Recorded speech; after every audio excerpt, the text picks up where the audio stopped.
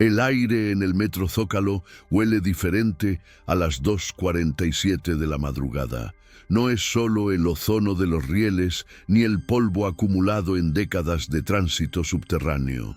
Es algo más antiguo, como si la tierra misma exhalara desde profundidades que ningún plano oficial reconoce.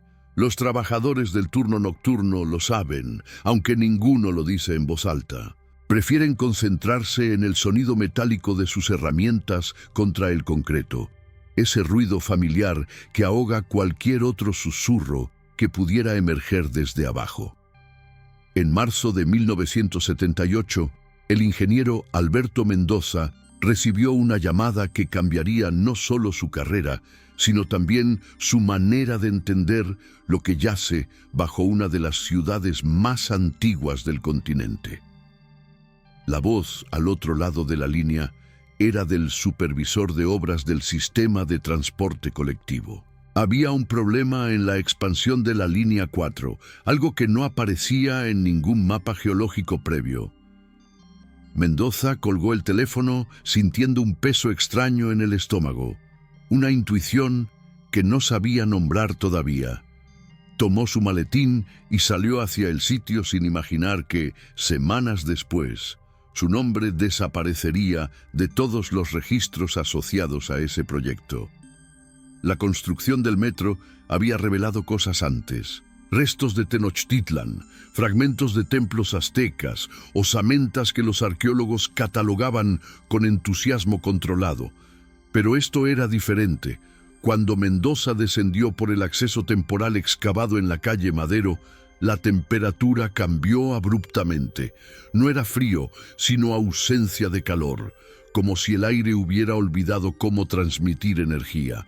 Las lámparas halógenas proyectaban sombras que parecían demasiado densas, demasiado sólidas contra las paredes de tierra compactada.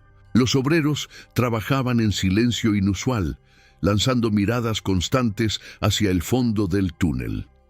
Lo que encontraron a 34 metros de profundidad no era una cavidad natural. Las paredes mostraban marcas demasiado regulares, demasiado precisas para ser obra de la erosión o del asentamiento geológico. Alguien, en algún momento imposible de determinar, había excavado aquello con propósito. Mendoza pasó su mano enguantada sobre la superficie. La piedra estaba pulida, casi vitrificada, como si hubiera sido expuesta a temperaturas extremas. Pero no había ceniza, no había carbón, no había ninguna evidencia de fuego, solo esa superficie oscura y perfectamente lisa que se extendía hacia la oscuridad. El supervisor, un hombre llamado Héctor Salinas, cuyo nombre también desaparecería posteriormente de las nóminas oficiales, le mostró lo que habían encontrado en el interior. Usó su linterna para iluminar el espacio. No era una cueva, ni una cripta, ni una bodega olvidada de la época colonial. Era una cámara con ángulos que desafiaban cualquier lógica arquitectónica conocida en Mesoamérica. Las esquinas no eran de 90 grados.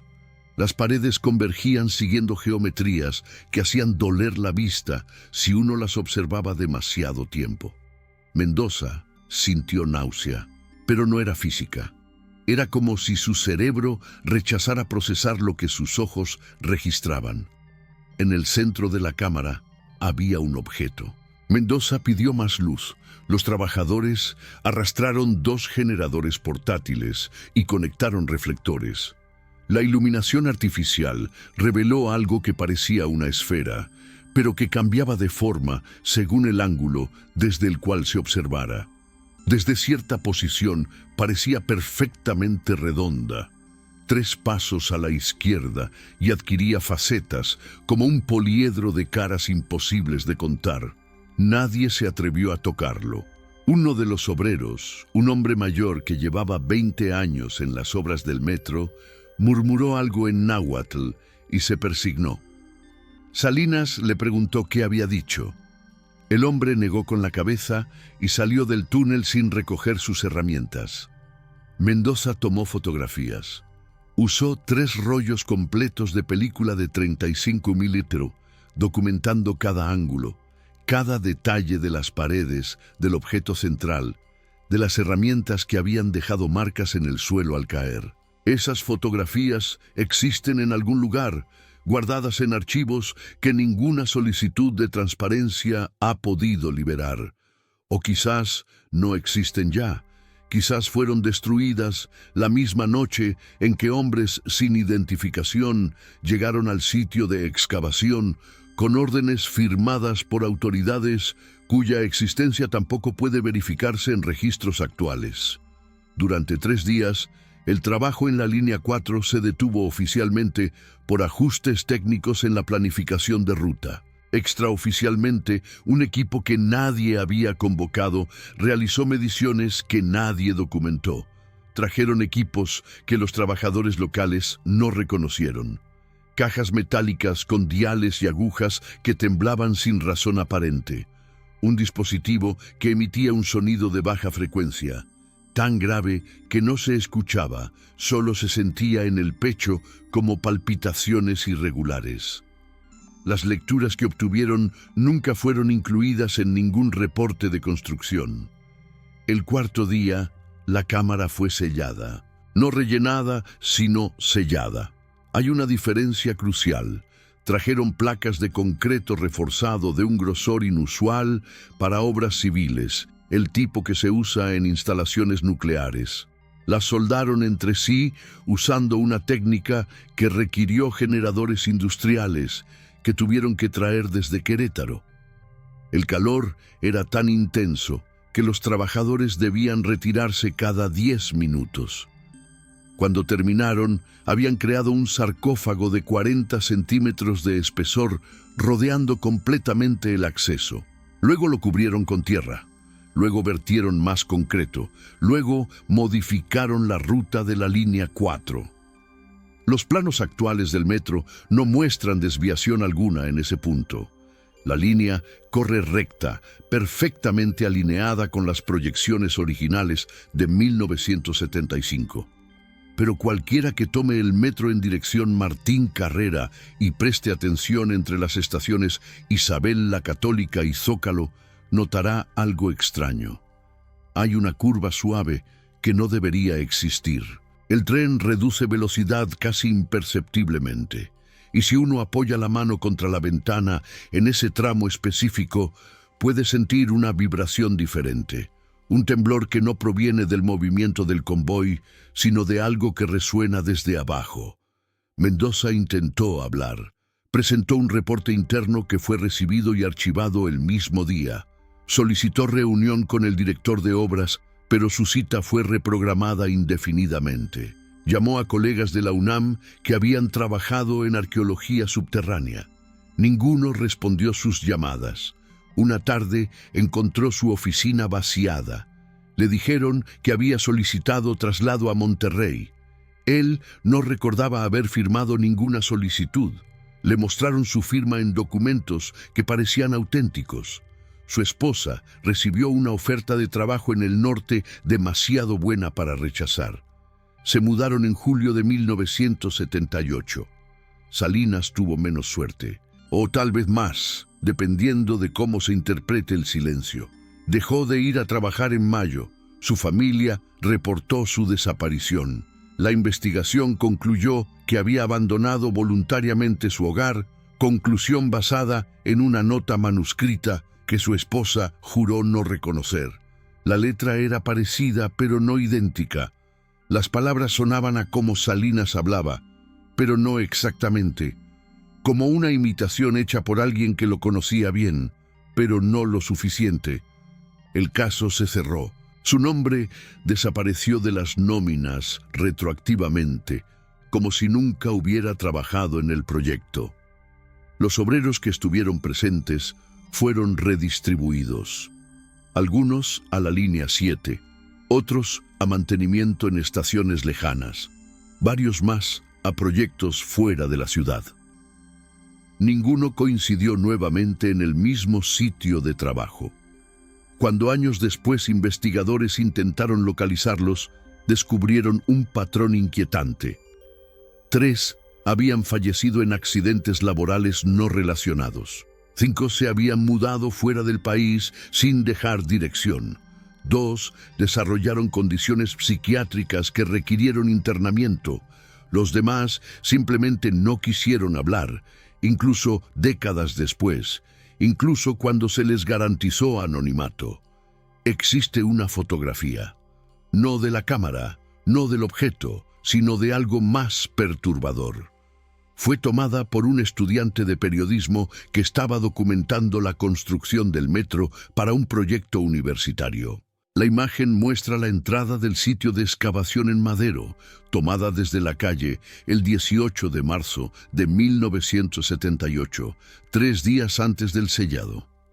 En primer plano se ven las barreras de seguridad habituales, los letreros de obras en progreso, pero al fondo, apenas visible entre las sombras del acceso temporal, hay figuras, no trabajadores, porque la postura es incorrecta. Están demasiado quietos, demasiado alineados, y si uno amplía la imagen lo suficiente, lo cual un investigador hizo en 2003 usando software de análisis forense, puede verse que sus ropas no corresponden a ningún uniforme de construcción de esa época. La fotografía circuló brevemente en foros de Internet especializados en anomalías urbanas. Luego desapareció. El estudiante que la tomó, Carlos Ibarra, fue contactado en 2005 por un coleccionista de fotografía histórica. Ibarra confirmó la autenticidad de la imagen, pero dijo algo inquietante. Recordaba haber tomado la foto, recordaba el día, la hora, el clima, pero no recordaba haber visto a esas figuras cuando apretó el obturador. Solo aparecieron cuando reveló el rollo, días después. Guardó el negativo durante años, convencido de que era importante, sin saber exactamente por qué. Luego, una noche, su apartamento fue asaltado. No se llevaron dinero, ni equipo fotográfico costoso, solo su archivo de negativos del proyecto del metro. Pero hay más versiones de lo que ocurrió en marzo de 1978. Un técnico del Instituto de Geofísica de la UNAM, llamado Roberto Fuentes, afirma haber sido consultado para realizar mediciones sísmicas en el área. Su versión contradice varios elementos del relato oficial. Según Fuentes, las mediciones mostraron algo imposible: una cavidad de aproximadamente 200 metros cúbicos a 34 metros de profundidad. Pero las lecturas indicaban que esa cavidad no debería existir según la composición geológica conocida del subsuelo capitalino. El suelo en esa área es lacustre, arcilloso, altamente compactado por el peso de siglos de construcción urbana. No forma cavidades naturales de ese tamaño. Fuentes dice que su reporte fue rechazado. Le dijeron que había un error en los instrumentos. Él insistió. Realizó las mediciones 3 veces usando equipos diferentes. Los resultados fueron consistentes. Entonces le ordenaron no incluir esos datos en ningún documento oficial. Le explicaron que generaría confusión innecesaria. Firmó un acuerdo de confidencialidad que técnicamente sigue vigente, razón por la cual solo compartió esta información de manera anónima en una conferencia académica en Guadalajara en 1994, sin proporcionar fechas específicas ni nombres de lugares. Pero quienes conocen la cronología del metro pueden identificar perfectamente a qué proyecto se refería. Hay otra versión, más oscura. Proviene de un guardia de seguridad nocturno que trabajaba en la zona durante ese periodo. Su testimonio fue grabado en 1989 por un documentalista independiente cuyo material nunca fue transmitido. El guardia, cuya voz fue distorsionada en la grabación, describe haber visto vehículos militares en la zona de excavación durante la noche del 20 de marzo. No camiones del ejército regular, sino transportes sin identificación con personal que no usaba uniformes reconocibles. Descargaron cajas que requerían 4 hombres para moverlas. Las bajaron al sitio usando polipastos industriales. Trabajaron en completo silencio, sin radios, sin órdenes verbales, con coordinación que sugería entrenamiento especializado. El guardia dice que se acercó para preguntar si necesitaban identificarse ante la supervisión del edificio adyacente. Uno de los hombres le mostró una credencial que no pudo leer bien en la oscuridad, pero que tenía sellos oficiales que parecían auténticos. Le dijeron que era un operativo de seguridad nacional y que debía retirarse del área. Él obedeció. Desde su puesto de vigilancia, a media cuadra de distancia, observó luces extrañas emergiendo del acceso a la excavación. No eran lámparas de trabajo, eran destellos breves, intensos, de un color que le costaba describir incluso años después. Como cuando miras directamente un arco de soldadura, dijo en la grabación, pero violeta, no azul, y pulsaba. Esas luces cesaron alrededor de las 4:30 de la madrugada. Los vehículos partieron sin encender faros, navegando las calles vacías del centro histórico con una familiaridad que sugería reconocimiento previo del terreno. El guardia terminó su turno a las 6:00 am. Cuando llegó su reemplazo, mencionó lo ocurrido. Su compañero lo miró extrañado y le preguntó de qué hablaba. No había visto ningún vehículo militar. Las calles habían estado vacías toda la noche. El guardia no insistió, pero cuando pasó por el sitio de excavación días después, notó que el sellado estaba completo, demasiado completo para apenas una semana de trabajo. Un patrón emerge cuando se contrastan estas versiones. Todos los testimonios coinciden en la fecha aproximada, mediados de marzo de 1978. Todos mencionan actividad inusual que no se correspondía con procedimientos normales de construcción. Todos describen algún tipo de intervención externa, personal que no formaba parte de los equipos regulares, órdenes que no seguían la cadena de mando habitual, y todos experimentaron alguna forma de interferencia posterior. Documentos perdidos, testimonios descartados, memoria cuestionada. Pero hay algo más inquietante en los registros oficiales, o más bien en la ausencia de ellos. El archivo histórico del sistema de transporte colectivo tiene documentación exhaustiva de cada fase de construcción de cada línea. Planos, reportes diarios, fotografías de progreso, bitácoras de ingeniería. Todo está meticulosamente archivado, accesible para investigación histórica, excepto para el periodo del 15 de marzo al 25 de marzo de 1978, específicamente relacionado con el tramo entre Isabel la Católica y Zócalo de la línea 4. Esas 2 semanas simplemente no existen en el registro. No están clasificadas ni restringidas, simplemente no están. Una solicitud de información presentada en 2017 al amparo de la Ley de Transparencia intentó obtener esos documentos. La respuesta oficial indicó que los archivos correspondientes a ese período fueron destruidos en un incendio en 1983 que afectó una bodega de almacenamiento en Iztapalapa. El problema es que ningún otro documento menciona ese incendio. No hay reportes de bomberos, no hay reclamaciones de seguros, no hay notas periodísticas. El incendio que supuestamente destruyó evidencia crucial de 2 semanas de trabajo en una de las obras de infraestructura más importantes de la ciudad no dejó ningún otro rastro excepto esa explicación en una respuesta burocrática. Investigadores independientes intentaron otro enfoque. Si no podían acceder a documentos del metro, quizás podrían encontrar información en archivos de instituciones académicas que participaron en el proyecto. La UNAM había proporcionado asesoría geológica y arqueológica durante toda la construcción del sistema. Sus archivos deberían contener reportes paralelos, y los contienen para cada estación, cada tramo, cada fase del proyecto, excepto para esas 2 semanas. Los reportes de febrero de 1978 están completos. Los de abril de 1978 están completos. Marzo tiene un vacío. Un archivista del Instituto de Investigaciones Antropológicas, que pidió permanecer anónimo, comentó algo revelador durante una conversación informal en 2019.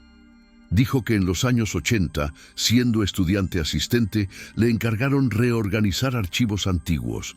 Encontró una caja marcada como Metro L4, marzo 78, restringido. Le ordenaron no abrirla y reubicarla en un área de acceso limitado. Años después, cuando ya era investigador titular, intentó localizar esa caja.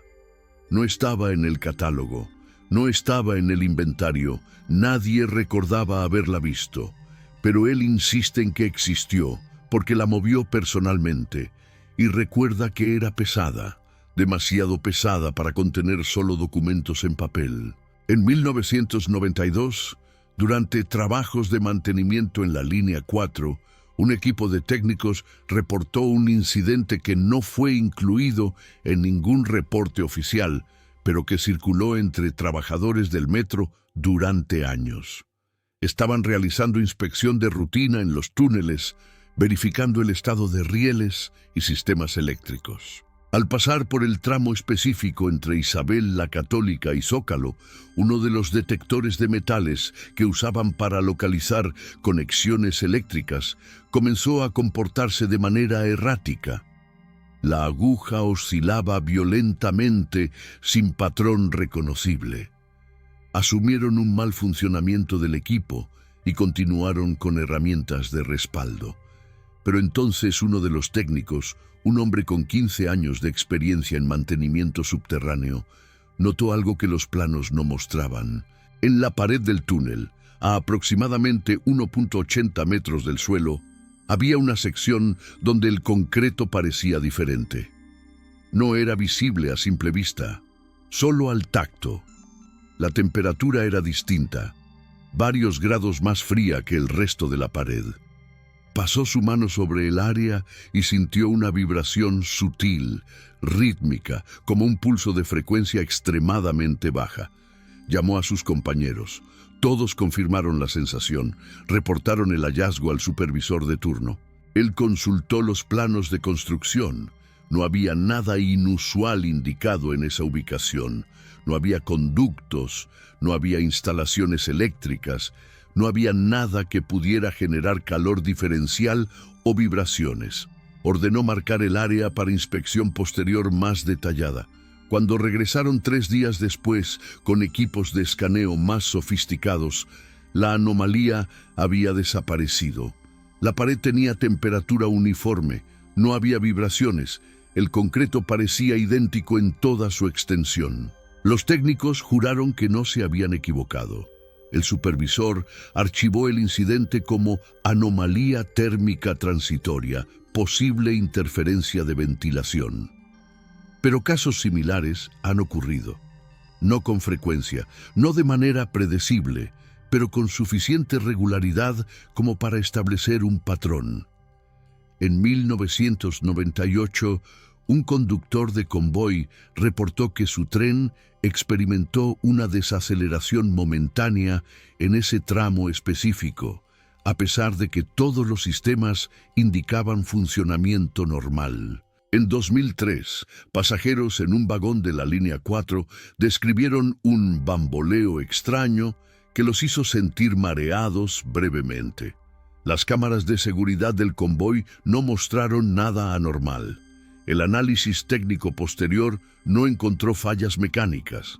En 2011, durante expansión de la red de fibra óptica para mejorar comunicaciones en el sistema, ingenieros intentaron perforar la pared del túnel en ese tramo para instalar conductos de cable. Las brocas se rompieron. No se desgastaron ni perdieron filo, se quebraron limpiamente, como si hubieran impactado algo considerablemente más duro que el concreto reforzado estándar. Intentaron con brocas de carburo de tungsteno diseñadas para perforar piedra volcánica. Mismo resultado. Finalmente redirigieron los conductos por un trayecto alternativo. El reporte de obra indicó material de construcción de densidad inusual, posible agregado de piedra volcánica en mezcla original. Un geólogo consultado informalmente sobre ese incidente encontró la explicación poco convincente.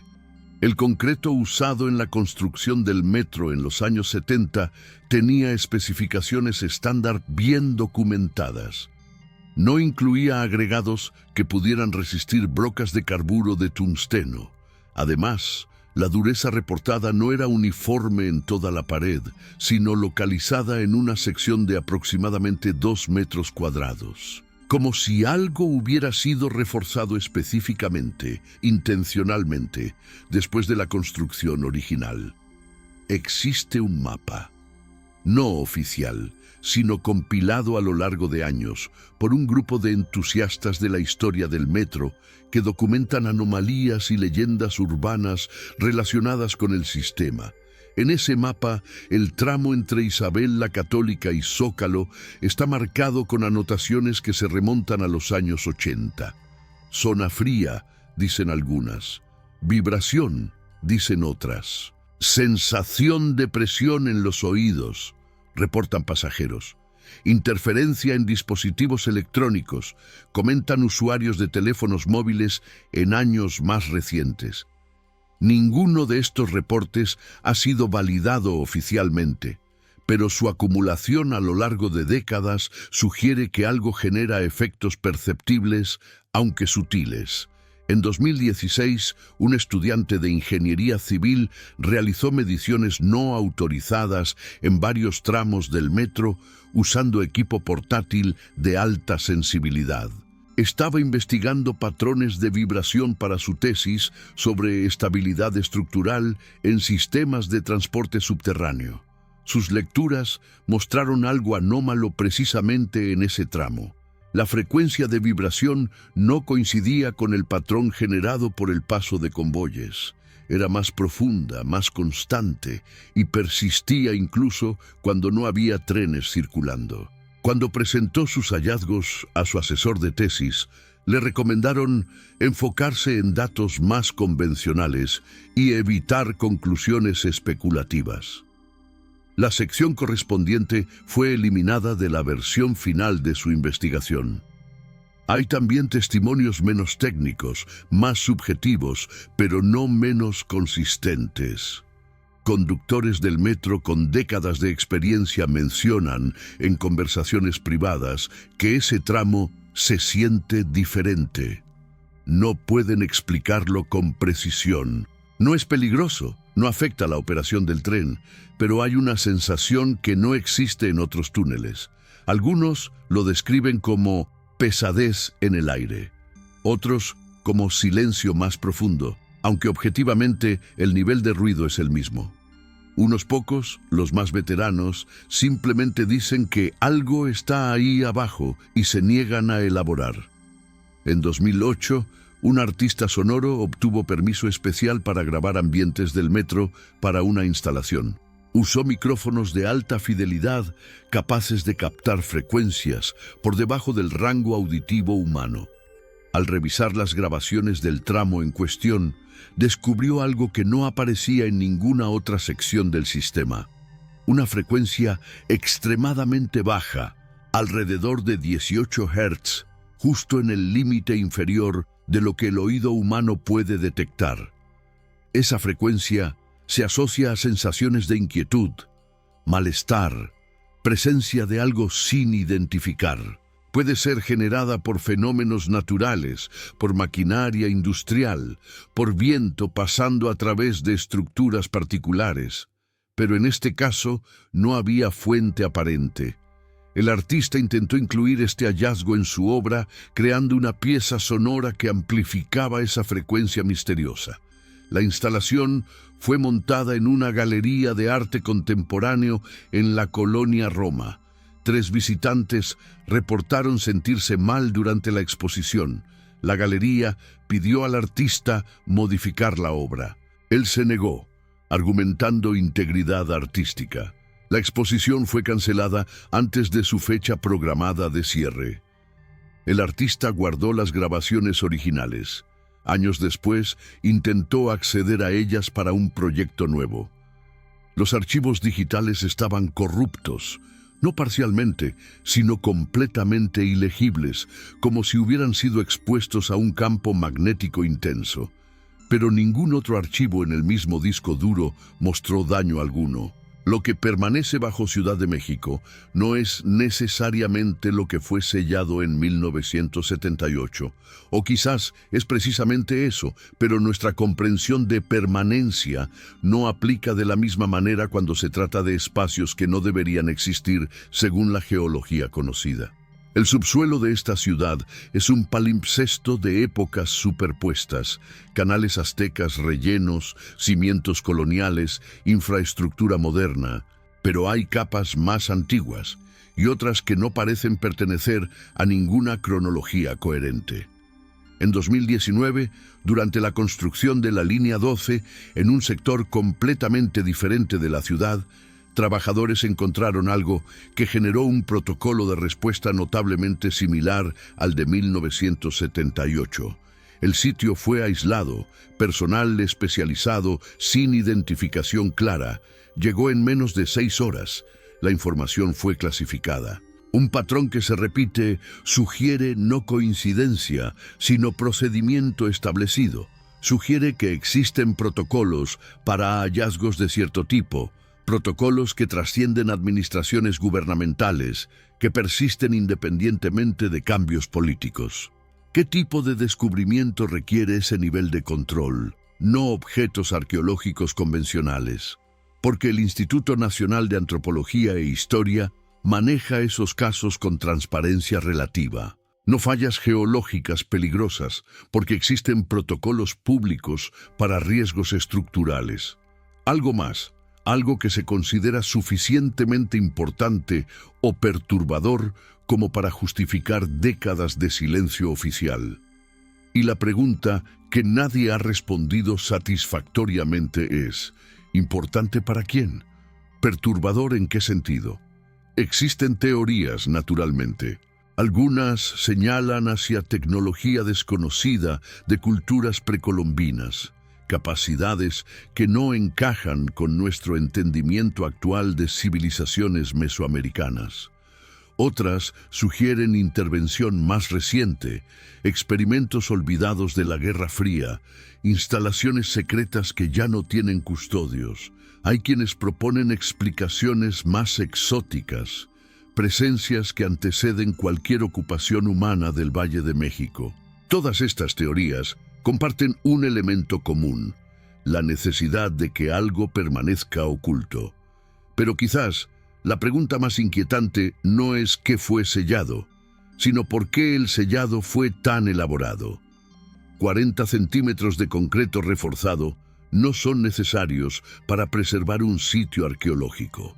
Ese nivel de fortificación sugiere contención, no preservación. Sugiere que quienes tomaron esas decisiones en 1978 no estaban preocupados por proteger algo valioso para la posteridad, sino por asegurarse de que algo no saliera, o que nadie entrara, o ambas cosas. Los mapas oficiales del metro muestran una red que parece completa, lógica, optimizada para el flujo de millones de pasajeros diarios. Pero mapas son abstracciones, representaciones simplificadas de realidades complejas. No muestran los túneles abandonados, los accesos sellados, las secciones de túnel que fueron excavadas y luego llenadas sin explicación en registros públicos. No muestran las desviaciones sutiles que existen por razones que nunca fueron documentadas adecuadamente. Y definitivamente no muestran lo que yace en los espacios entre las líneas oficiales. Trabajadores del metro, especialmente aquellos con décadas de experiencia, conocen historias que no aparecen en ningún manual de operaciones. Túneles que conectan a lugares que no deberían existir según los planos. Puertas selladas con soldadura industrial que ningún mantenimiento rutinario requiere abrir. Secciones de túnel donde los teléfonos de radio dejan de funcionar sin razón técnica aparente. Estos conocimientos se transmiten informalmente, entre turnos, en conversaciones que terminan abruptamente cuando llega personal de supervisión. Existe una paradoja en la información sobre el incidente de 1978. Por un lado, ha sido borrado tan exhaustivamente de registros oficiales que su reconstrucción depende enteramente de testimonios fragmentarios y documentos secundarios. Por otro lado, el hecho mismo de ese borrado tan meticuloso confirma que algo significativo ocurrió. La ausencia de evidencia se convierte en evidencia de ausencia, pero de una manera invertida, perversa. El vacío mismo en el archivo histórico señala con precisión dónde buscar. Y la búsqueda continúa, aunque de maneras oblicuas. Investigadores que oficialmente trabajan en otros temas mantienen interés periférico en las anomalías del metro. Periodistas archivan información sin publicarla, esperando el momento o el contexto adecuado. Entusiastas de misterios urbanos compilan datos en foros digitales que aparecen y desaparecen con regularidad inquietante. Cada tanto surge un nuevo testimonio, una nueva pieza de información que no conecta completamente con las otras, pero que añade textura al rompecabezas incompleto. En 2023, una solicitud de transparencia pidió acceso a todos los documentos relacionados con modificaciones de ruta en la línea 4 del metro durante el período 1975-1980. La respuesta, entregada después del plazo legal máximo, indicó que la información solicitada no existe en los archivos de la institución. No que esté clasificada, no que sea sensible, simplemente que no existe.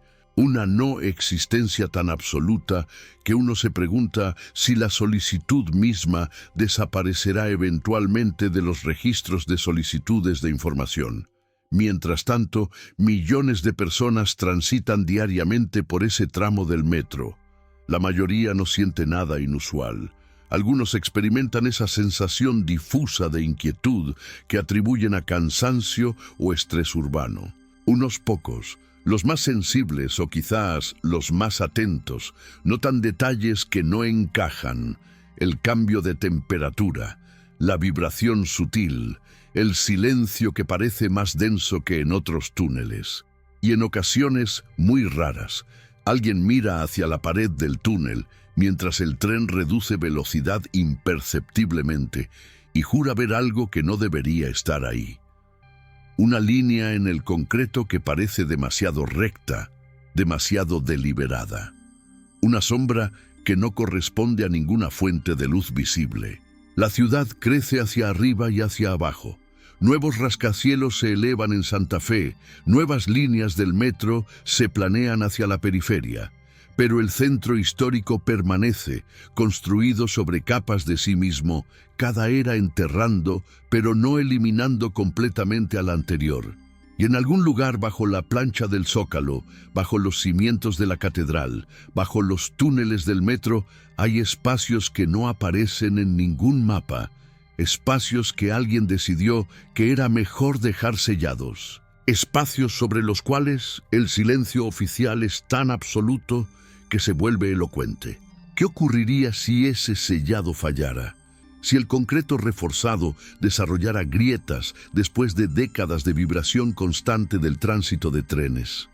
Si algún proyecto futuro de construcción perforara inadvertidamente esa área sin saber que está prohibida porque la prohibición nunca fue documentada oficialmente, estas preguntas permanecen sin respuesta, flotando en el espacio entre lo que se sabe y lo que se sospecha, entre la historia oficial y los testimonios que nunca fueron incluidos en ella.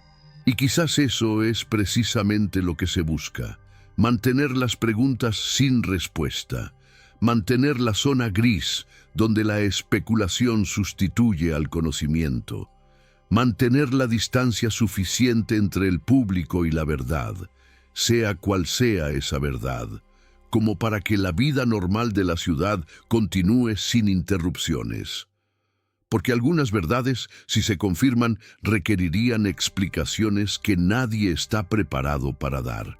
Requerirían reconocer que bajo nuestros pies, bajo las calles que transitamos cotidianamente, existen realidades que desafían nuestras categorías habituales de comprensión. El Metro Zócalo cierra al público a la medianoche. Los trenes continúan pasando por los túneles durante la madrugada, pero vacíos, manteniendo la infraestructura activa. Y en esas horas silenciosas, cuando no hay pasajeros que distraigan con su presencia, cuando no hay conversaciones que llenen el espacio sonoro, los conductores de esos trenes nocturnos transitan por el tramo entre Isabel la Católica y Zócalo. Algunos aceleran ligeramente, otros mantienen la mirada al frente, evitando ver hacia las paredes del túnel. Ninguno lo comenta en reportes oficiales, pero todos lo saben. Todos sienten que ese tramo es diferente, y todos prefieren no saber exactamente por qué.